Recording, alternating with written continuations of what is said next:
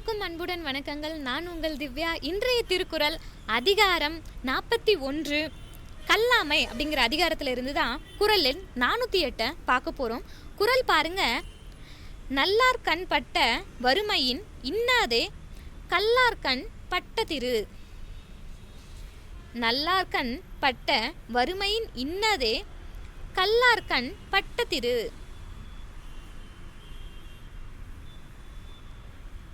நல்லார்கண் அப்படின்னா கற்றார் மாட்டு, பட்ட அப்படின்னா நின்ற, வறுமையின் அப்படின்னா ஏழ்மையை விட, இன்னாதே அப்படின்னா தீதே, இன்னாதேன்னா என்ன தீதே, கல்லார்கண் அப்படின்னா கற்காதவர் மாட்டு, பட்ட அப்படின்னா நின்ற, திரு அப்படின்னா செல்வம், திருன்னா என்ன செல்வம்.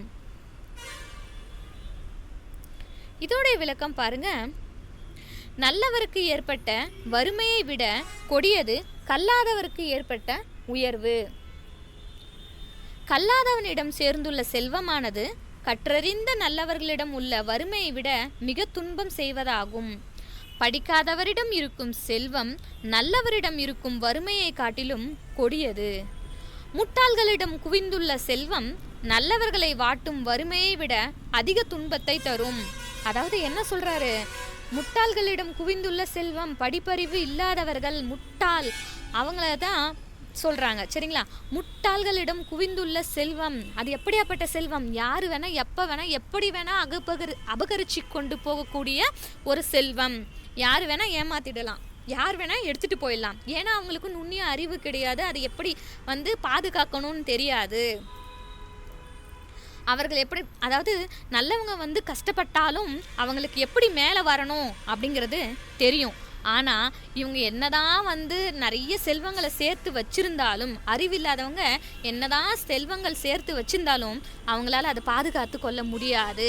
ஒருவேளை அது போய்விட்டுச்சு, அவங்கள விட்டு அது போயிடுச்சு அப்படின்னா அதை மீண்டும் எப்படி கொண்டு வருவது அப்படிங்கிற வழியுமே அவங்களுக்கு தெரியாது.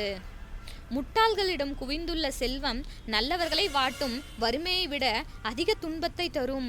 முட்டாள்கள் கிட்ட இருக்கிற செல்வம் எப்படியாப்பட்ட செல்வம், அது எப்போ வேணா போயிடும், எங்கே வேணா விட்டுட்டு போயிடும். ஆனால் நல்லவர்கள் கிட்ட இருக்கிற அந்த வறுமை எப்படியாப்பட்டது, ஒரு நாள் அந்த வறுமை விட்டுட்டு போயிடும், அவங்க நல்ல நிலைமைக்கு வந்துடுவாங்க. அதைத்தான் அழகா திருவள்ளுவர் இந்த குறள்ல சொல்லியிருக்காரு பாருங்க. நல்லார்கண் பட்ட வறுமையின் இன்னாதே கல்லார்கண் பட்ட திரு. நல்லார்கண் பட்ட வறுமையின் இன்னாதே கல்லார்கண் பட்ட திரு. நன்றி. நாளை வேறு ஒரு திருக்குறளுடன் சந்திப்போம்.